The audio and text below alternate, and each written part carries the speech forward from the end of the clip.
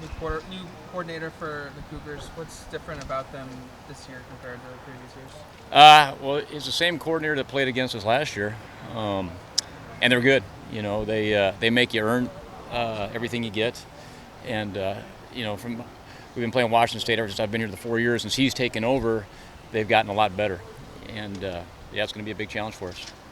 Talking with John Neal the other day, he joked that David Yost was able to tell you guys everything about Washington State, but now you need to beat him. We're not able to talk with David this week, but what advantages is it having him on your staff this season? Well, I think more so, just he's a very good football coach and he's very experienced, and so he's helped us out tremendously on the offensive side of the ball. Obviously they know that we got him on our staff too, so you can take that with a grain of salt. And but to me, where he's helped us out more is just being a good football coach, holding the quarterbacks accountable, and using his experience to help us in the game plan mode. How do you feel like Dakota's responded this week after that last-minute interception against Great, Colorado? great. One of the things that makes him a good player is he's very mentally tough, and I think you guys see that toughness on the field, and that's how he practices.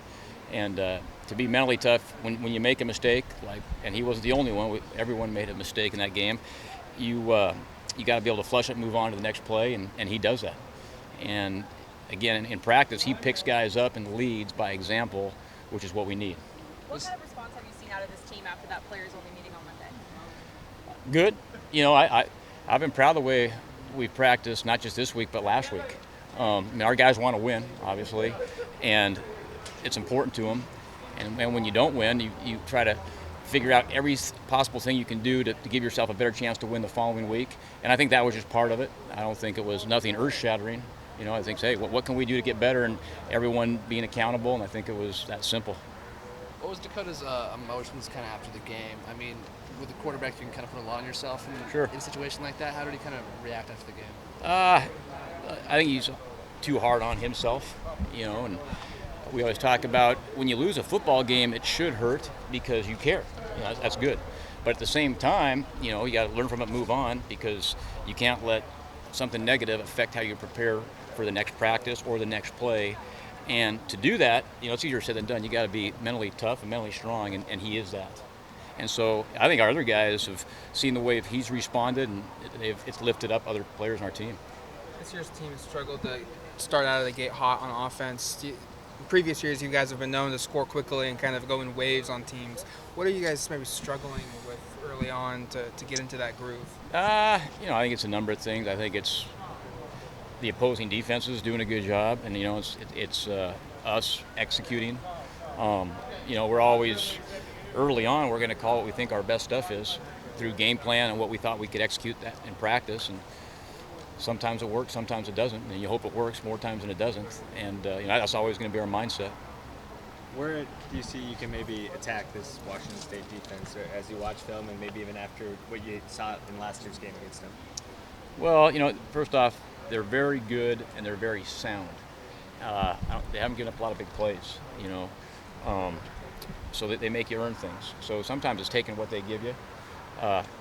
We're this week, really any week, we're more concerned about what do we have to do to get better ourselves, and which a lot of times that has nothing to do with the opponent, how, and we're not going to let the opponent dictate to us how we perform. So that's our mindset.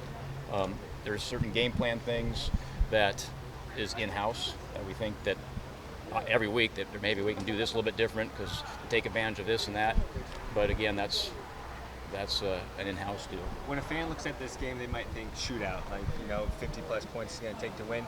Do you think like that at all? When you approach the game and the game plan, do you think like, hey, we're going to need this many points or something to win? Or No. I mean, as a coach, we think a lot like our players. All you can do is really focus on one play at a time, and when you call a play, you're already thinking about the next play, and reacting to that. And if you think about anything other than that, you get distracted. So it really is. It's the mindset of, hey, we're going to do one play at a time.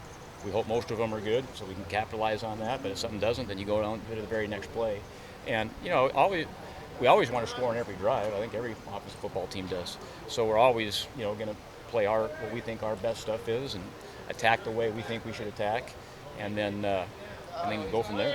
Is there some effect though in game plan as opposed to a Stanford where you get very limited maybe possessions? Here against Washington State, you probably have a lot of possessions. Not really. Just to us, it's more of just taking advantage of your opportunities. Regardless if you get, if they control the ball a little bit more or whatever the clock is, we don't worry a ton about the clock unless it's a situation we need to. Like starting off the game, we're going to call our best stuff and get after it. I know you guys are pretty high on all three of your running backs behind Royce, but are we maybe seeing Tony kind of emerge kind of as the number 2 guy behind Royce for you guys the last couple of weeks? Yeah, I mean, he's done a great job, and you can make an argument for that. I think, though, Kenai has played really well, too, Kenai and Touch. And so that's a good situation for us to have. It's 3 guys competing really hard, and we have, as a offensive coaching staff, we have confidence in all those guys. Right. But it is good to have Royce back in the mix. Coach, based on his health and practice, anticipate more playing time for Dylan Mitchell? Yeah, it's anytime you get hurt and you come back from an injury, there's still a little bit of a learning curve. But yeah, I do. And I also, part of it depends on how he responds once he gets into the game. But yeah, he's a great kid. He's going to be a great player here, and we just need to keep him healthy and get him going. Thanks, Coach. Thank you.